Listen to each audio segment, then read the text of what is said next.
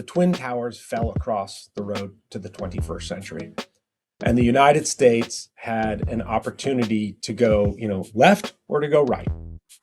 America never really wrestled with what bin Laden said was the motivation for the attack. They were told we were attacked for our freedom. What do we know about the Saudi government's involvement? What can you say to that? Because bin Salman seemingly dismissed the question as if it was a baseless conspiracy. Well, to put it bluntly, there's just no question whatsoever that bin Laden had, at the very least, financial backing. Hey Detoxers, welcome to a special episode of the Disinfo Detox. Today we are talking about September 11, 2001 and the legacy it's had in general, but particularly on the generation who lived through it. To help us unpack all of this, I am joined by a professor of history at Central Connecticut State University and the author of a great book, Creating and Failing the 9/11 Generation, The Real Story of September 11. Welcome, Matthew Warshauer, to the Disinfo Detox. Thank you. Thanks for having me. Absolutely, it's a pleasure to have you here. Like I said, it's a great book. Someone who turned 18 right around that time. It really resonated, man. I got to say, and if folks out there around my age, I highly encourage them to read that book, because I think only people my age are still reading books. So let's talk about it, man. When you say the 9/11 generation, what are you talking about? Oh man, that's the hardest thing to define, right? And in particular, when you're talking about the age, right? When does one generation end? When does another begin? And when you just described that you were 18, I immediately thought, my initial thought right in my head was, all right, so is he on the tail end of the millennials, or is he on the front end of the 9/11 generation? And, this aspect of defining generations is, there's no perfect formula for it. But my essential, idea is that the 9/11 generation was, profoundly impacted by 9/11. Those who were old enough to see it are what I refer to as the direct 9/11 generation. They saw what happened. They witnessed for the first time in their lives true fear. And they saw it among their teachers. They saw it among their parents. I think one of the most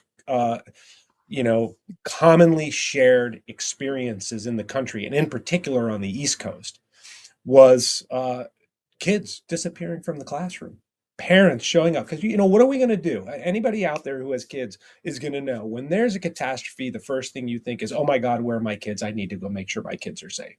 And so parents just flooded into the schools and started grabbing their children and taking them home. And then what did they do? They sat them down on the floor or on the couch in front of a TV with a never-ending loop of that flight slamming into the south side of the South Tower over and over and over again. And these kids had never seen their teachers, never seen their parents like that. So, and then the other side, the indirect 9/11 generation, they're not old enough to remember what happened that day, but they've grown up in the cultural chaos that has never left us, and it's still with us to this day. And you mentioned in the book, I thought, this is what I meant about things that made me really think about that time period in a way I hadn't thought about it before.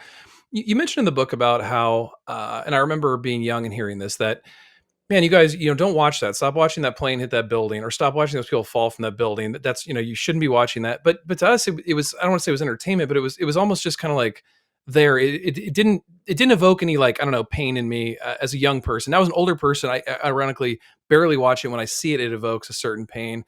Can you talk about that? And especially in the context, I think you talked about the falling man, I believe is the name that was given. Can you talk a little bit about that? Yeah, the falling man's a really powerful symbol. And in terms of, before we get into the falling man, I think I need to describe that, in the aftermath of 9/11, you've got a generation of kids who grow up having these moments of silence in school. And they've witnessed all of this stuff on television. They've witnessed the fear in adults around them. But it doesn't mean, as you just literally described, that they were capable of digesting what they had seen. It's just sort of like, what does this mean? But they can sense that fear, and that's not a small thing, right?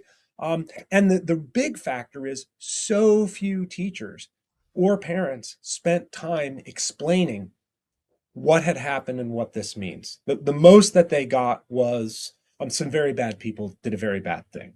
or terrorists. So, they hate our freedom. You're hitting on something that's another part of the book here that contributes to this same confusion, which is you talk a lot about how, and this has been a critique that a lot of us critical scholars have pointed out for decades now, that America never really wrestled with what Bin Laden said was the motivation for the attack. They were told we were attacked for our freedom. Can you talk about why you think that is such a lingering problem? Why that's something we should confront, not just as scholars, but as a country and for that generation? Well, I think, nobody took the time. The parents didn't take the time. The teachers didn't take the time to explain what had happened, right? It was some very bad people did a very bad thing. And we never explored why these attacks happened. George W. Bush focused on the idea that they hate our freedom. I've given so many talks on this subject, and I always ask people, how many of you know who Osama bin Laden was? And everybody in the audience raises their hand. And then I ask, how many of you have ever read anything by Osama bin Laden? And, virtually all the hands go down. And so Americans they're just not aware of what bin Laden said. And to some extent, the reaction to asking that question is, well, why would I read something by him? He's a terrorist and he's evil. And so, reading something that he said would somehow be unpatriotic or give Mhm. license to what he said. And, it's just an absurdity. And it's one of the ways that Americans, I think, a lot of the times get duped by propaganda. And, that is so problematic of us not understanding. I always describe it as, if you go back 1,000 years more and go back to what Sun Tzu said in The Art of War, know your enemy, right? You need to know what they're saying. And, when the CIA, the people in the CIA bin Laden unit read the Declaration of Jihad for the first time, they were just blown away by how brilliantly it was argued and how relevant it was. And they got scared in that unit and said, this is a guy who knows how to convince people to do things, right? So, I mean, how bin Laden went about exacting his sense of justice is nothing that we're going to, you know, say was a good thing. But for Americans to understand what his rationale was, I think is incredibly important. Yeah, and this came up again recently. I forget. I mean, in the COVID years, everything kind of blends together. But there was at some point where there was a big freak out in news media that young people were sharing parts of Bin Yeah. Laden's take on, I think it was TikTok or something. And you know, to me, I kind of read that moment as young people were kind of realizing the story was much broader. They were starting to realize, like, oh, Bin Laden had this past relationship with the U.S. and foreign policy played a role here, and like it wasn't just he had us for freedom. He had these other like gripes that maybe we can reconsider. So with that kind of in mind, can you, from your best way, can you kind of tell us why did Bin Laden attack us? In his mind, why did he attack us? Bin Laden attacked us because he didn't want a foreign power, an imperialist foreign power, dictating policy in the Middle East, and in particular Saudi Arabia. Obviously bin Laden was a fundamentalist Muslim. He did not believe that a non-Muslim power should be stationing troops, and this was his big issue, was that American troops were stationed in Saudi Arabia in what he called the land of the two holy places, the two holiest sites in Islam, Mecca and Medina. And that's what his real beef was. I mean, he didn't like U.S. influence in the region, but that was his real problem. When Saddam Hussein and Iraq invaded Kuwait, and the U.S. went into the Middle East, and in particular in Saudi Arabia, they started establishing bases there. And the king of Saudi Arabia had told his people, "Oh, they're only going to be here for a short while." And bin Laden in the Declaration of Jihad specifically says, well, it's not a short while. It's been 7 years. They're still here.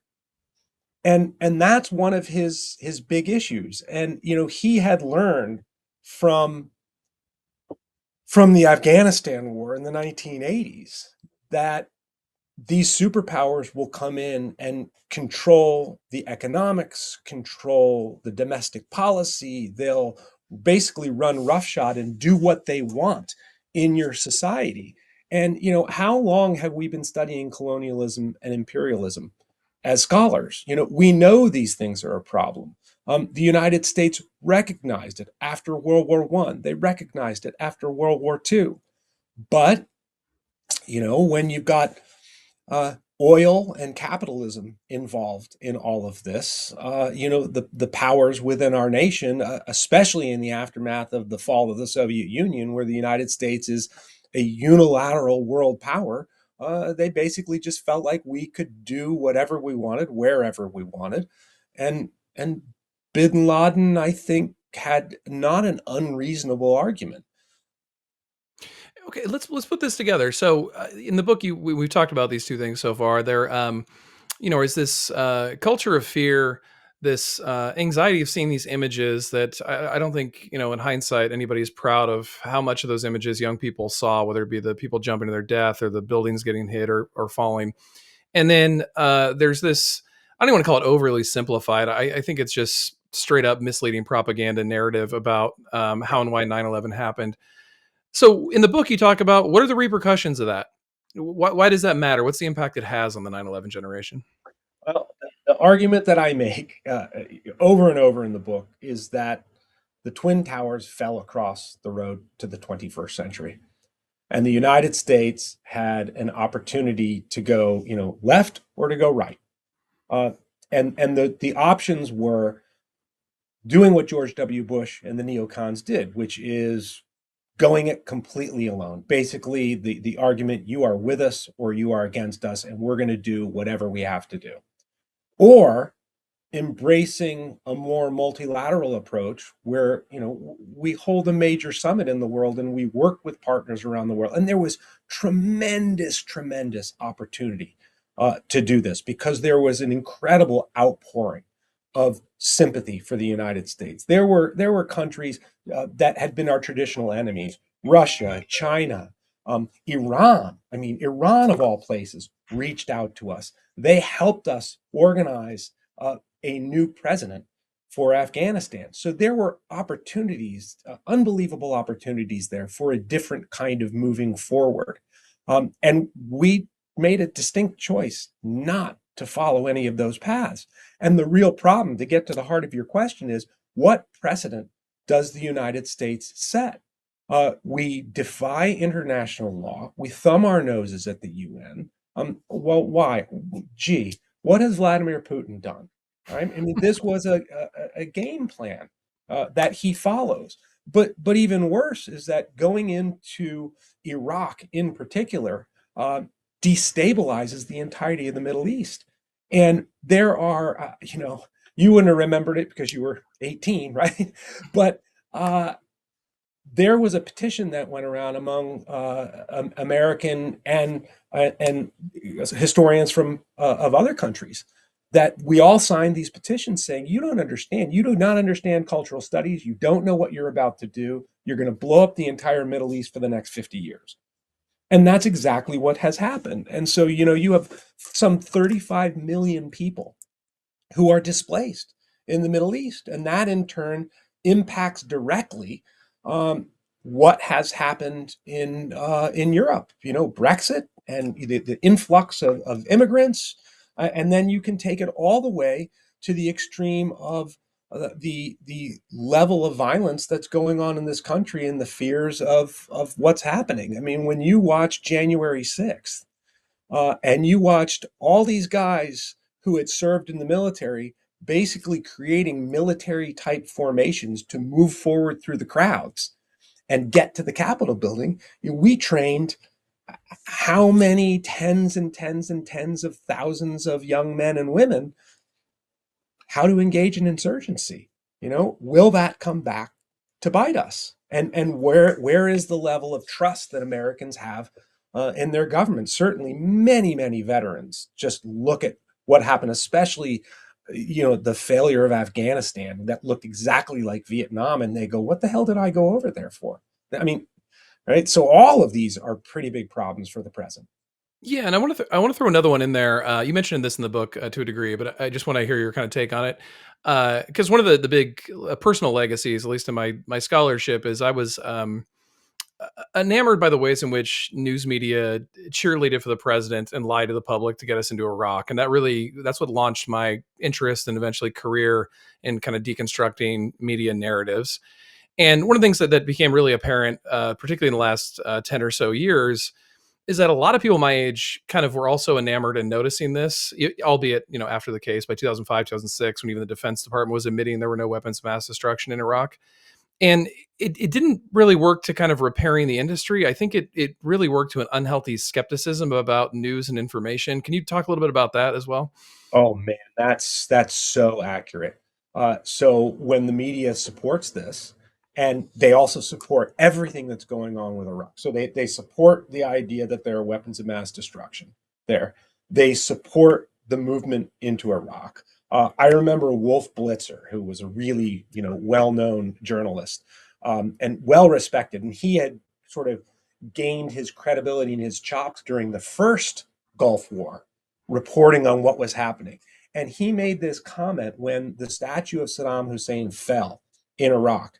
He equated it to like the fall of the wall in East Berlin. Like this is as significant as the fall of the Soviet Union, which was just a complete and total absurdity. And even the story behind the fall of the Saddam statue, which was held up as this amazing, moment, it was all orchestrated. When you dig into the background to that, it was just this fake media produced thing. Same thing with the mission accomplished thing on the USS Abraham Lincoln, where Bush flies in and he gives this speech. He's got the banner, mission accomplished. Like 3 And weeks into the war. yeah, That went three on weeks for years before. after. Yeah. And that, by the way, was created by a Hollywood company that helped him with this production, right? So there's so much misinformation that goes on here. And I had argued that, it was the biggest lie of the 21st century, only subsumed by the lie of January 6th, and that Trump was cheated out of the election of 2020. So what does all this do, as your scholarship shows and where your interest lay, is how much have Americans lost connection with and trust in the media, and that is a profoundly disturbing issue because, right, freedom of the press. And I'm working on an essay right now on the death of the American experiment, question mark, and I'm tracking the experiment and what the founders and others had said about it throughout our history. And where are we today? We are seeing the most profound threat to the American experiment that we've experienced since the Civil War. And I think a lot of it is wrapped up in these problems that developed in the post 9/11, in this last 25 years, the first quarter of the 21st century. I think they're intimately connected. Yeah, and this is just I love when a life kind of lines up this way. So a couple weeks ago, I was reading your book, and shortly thereafter, the Saudi crown prince Mohammed bin Salman ends up in the White House, and wouldn't you know it, one of the ABC reporters, and we criticize reporters a lot here, so we'll give. Her last name's Bruce. Credit for asking this question. Asked the Saudi prince about the nation's involvement in 9/11. This has always been, for whatever reason, a really big third rail in American media. The 28 pages supposedly in the federal government's report on 9/11 blocked out the mention of Saudi Arabia. I believe all or most of those were declassified around like 2021, 22, somewhere Yeah, in there. Joe Biden released them. Yeah. Yeah. Um, okay, so tell us, what can we say about what we know about the Saudi government's involvement? We know 15 of the hijackers were Saudi nationals, I believe. What do we know Yeah. about the Saudi government's involvement? What can you say to that? Because bin Salman seemingly dismissed the question as if it was a baseless conspiracy. Well, to put it bluntly, there's just no question whatsoever that bin Laden had, at the very least, financial backing from those inside the kingdom, in some of the very elevated circles of the government. Uh, at worst, he had some help getting the actual visas. Now we don't know the specifics of this. One of the things that when Bush blacked out those many pages, That was a big issue and it put up a lot of red flags. We also know in the immediate aftermath of 9/11 that there's a bunch of members of the bin Laden family who were very, very quickly flown out of the United States on private jets when all of American airspace had been closed down. So yet again, another connection between the Bush administration and the Saudis. But the really big thing is that towards the end of Barack Obama's presidency, there was a bill that was pushed through actually over his veto called the JASTA Act, Justice Against State-Sponsored Terrorism Act, which allowed American citizens to sue the Saudi government for their involvement. And that lawsuit is still going right now. It's pending. The attorneys are collecting information and they're doing Freedom of Information Act inquiries to try and get to the bottom of it. How much did the United States government know about all of this? But there's just, bin Laden was heavily, heavily connected through the Saudi government because his father was heavily connected through the Saudi government. I mean, when you go in and you study the background of Mohammed bin Laden's connection to the royal family, it's as deep as you can possibly get. And during the 1980s, when bin Laden was fighting in Afghanistan, that operation, for every dollar that the United States put into the fight against the Russians, the Saudi government matched it dollar for dollar. So there is an incredible trail of connection between bin Laden and radicals within the Saudi government. And so as we kind of wrap up here, let me ask you a final question because, I teach history as well. And I still remember that first lecture where I started talking about 9/11 and I wasn't giving much details. And it dawned on me that the students in the class didn't know anything about 9/11. It was, up until that point, students had known, and then it changed, probably that shift we talked about at the beginning of our conversation. But you teach courses directly on 9/11, Yeah. probably to students who all, if not most, were not alive on 9/11. So here in 2024, 25, like what is the kind of response you're getting from students about this topic? Is this something that's like a foregone past and they're not seeing the connection to the present? Are they interested? What are you kind of seeing? Super interested. They're super interested. And exactly because of what we talked about earlier, that many of them live through these moments of silence.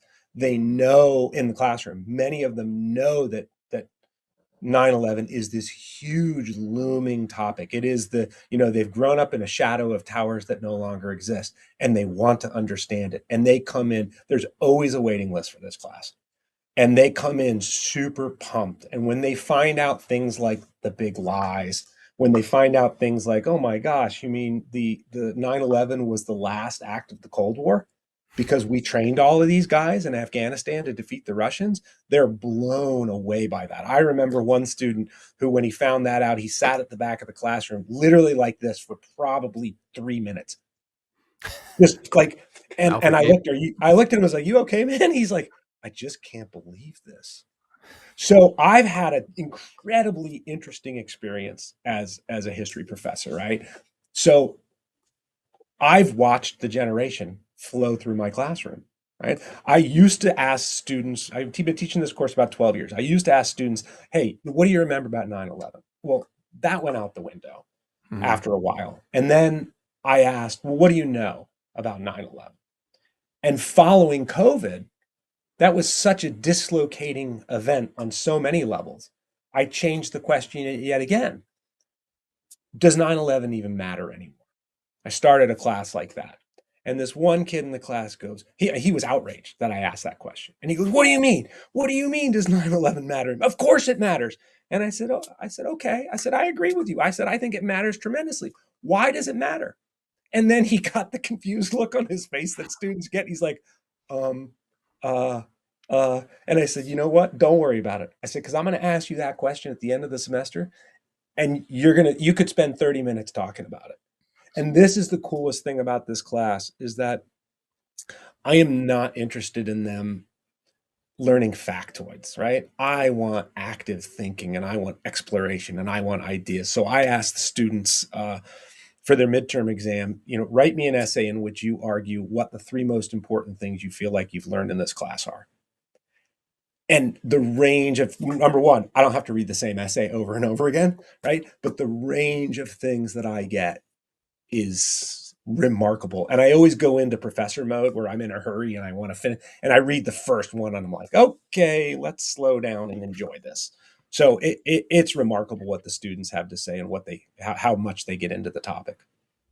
And actually, one other question I want to ask you, because I don't want to connect it to too many other issues, but I'm always kind of interested in when these seemingly transformative events occur and there's any degree of secrecy from those in power, particularly the government. There tends to be movements that seek to get truth, and it's a hodgepodge of people, I think, who are acting in good faith, who do find usable information for like future historians, and then of course people who just kind of run with whatever baseless narrative fits within a preconceived like conspiracy or whatever it may be. And we saw that after 9/11, right? At a time when you weren't allowed to ask a lot of the questions or make a lot of the points frequently that you've just made in this interview, let alone your book, in the first like year or two after 9/11. There was this 9/11 truther movement, which I think was a mix of what I just described. And I can ask you this with the benefit of hindsight, not necessarily where you were at the time, but with the benefit of hindsight, what do you think the kind of legacy is of that movement? Is there any lessons to take from that you think are important for folks who are thinking about 9/11 today and maybe apply to future transformative events? That's where a ton of my students come into the class, what they know most and what they're most interested in. They want to know if Bush did 9/11, right? And it would be, I think, inappropriate and disingenuous for me to teach a class on 9/11 and not engage those issues. So I actually have my students watch a film called 9/11 Exposed, which I think is absolutely and without a doubt the best conspiracy argument that there is on 9/11. There's a lot of stuff, and 99% of it is just garbage. But that film is really, really good. And it raises questions that are profoundly disturbing and powerful. Now, to be more specific about your question, to what extent does this legacy carry on? I'm not quite sure about that yet. It's a hard thing to answer because it's difficult to get our heads fully around where the youth of America are on this subject. And in fact, that's exactly the reason that I wrote the book. So the book is about the 9/11 generation, but it's also for the 9/11 generation. I want people like you to read it and go, holy cow, I had thought about this, but I didn't know that it meant that. Right. So I think it remains for the future for us to determine, the real answers to those questions. But I think that there is something profoundly disturbing there. Absolutely. Look, really fascinating stuff, and I can't, endorse the book enough. I think it was a really great read. You took some of these complex arguments that are, mix of speculation and facts, and you simplified them so people know, what we don't know, and what it means. So, can you tell folks where they can follow more of your work and pick up a copy of the book?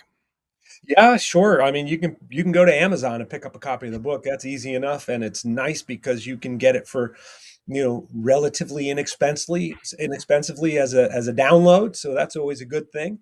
And I really, I'm glad that you feel I boiled it down to simple terms because I really took great pains to write this in a way where I'm dealing with the complexity of a lot of different subjects, but I'm really trying to write it to a non-specialist audience. I think that academics across the spectrum have done a real disservice to intellectualism and information by sort of talking in a vacuum, only to each other. And we need to have authors who are willing to address the public and be able to have these kinds of conversations to get the word out there. But I got a lot of other stuff. If you go to my website, themindfulprofessor.org, there's all kinds of stuff there. And in particular, if you're a Halloween fan, you'll get a good chuckle out of my many years of political Halloween displays. Oh, good. Well, the Halloween series, one of my favorite horror film series. I love it. So we're gonna have to trade notes on that. We're gonna have to have another show here. Cool. All right, Matthew Warshauer, thank you so much for coming on the Disinfo Detox. Thank you so much. Really pleasure to speak with you. You as well. And thank you, detoxers. We'll see you next time. Hey, Detoxers, thank you so much for tuning in. I want to continue to bring this program where I bring important voices to talk to you about news media. In order to do that, could you please consider following, and subscribing? And if you got a couple extra bucks, head on over to Substack, become a paid subscriber. There you can get access to early content and exclusive content, both that is written as well as the audio formats. And I've got a whole bunch of new projects in the works. Look forward to seeing you. Till next time, keep detoxing.